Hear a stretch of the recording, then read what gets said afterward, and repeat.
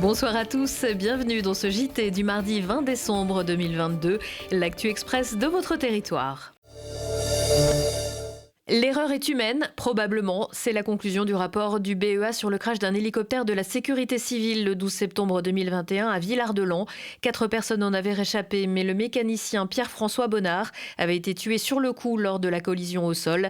Un hommage ministériel lui avait d'ailleurs été rendu au Versou. Selon les enquêteurs, le pilote aurait adopté des trajectoires en décalage avec les pratiques recommandées pour le vol en montagne.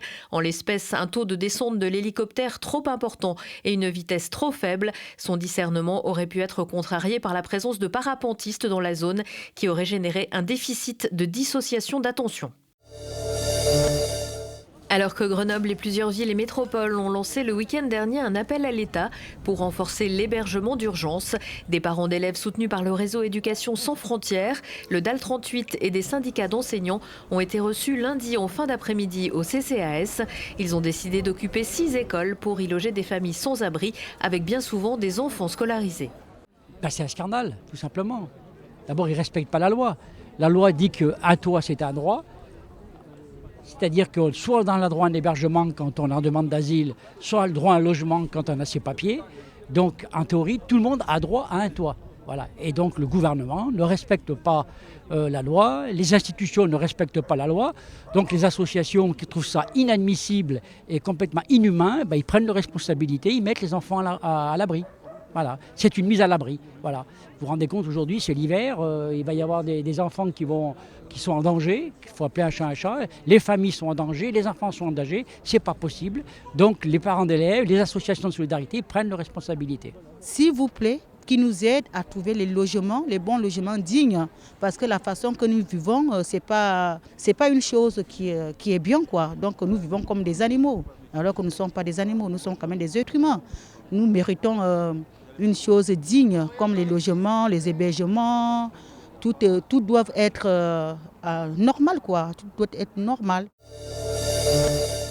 Pas la peine de courir, ce n'est que mercredi que l'on saura si le tribunal de commerce de Grenoble place Gosport en cessation de paiement.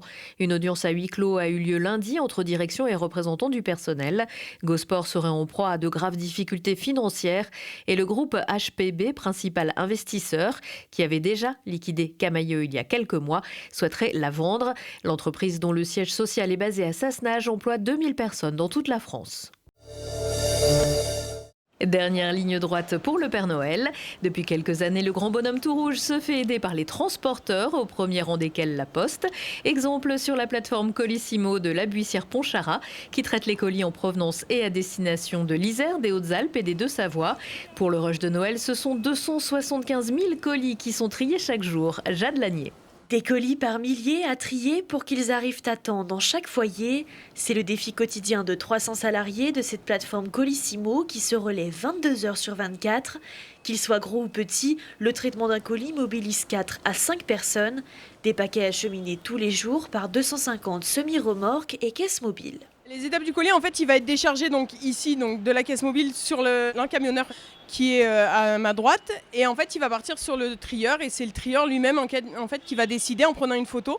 Donc il prend 6 photos du colis, donc les 6 faces, et qui va décider lui-même en fait si le colis, où va aller le colis, où il va livrer le colis lui en fait, où il va faire sortir le colis de la machine.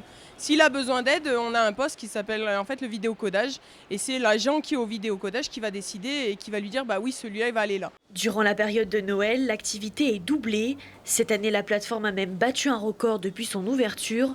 Plus de 275 000 colis triés en une journée, soit une croissance de 3 à 4%.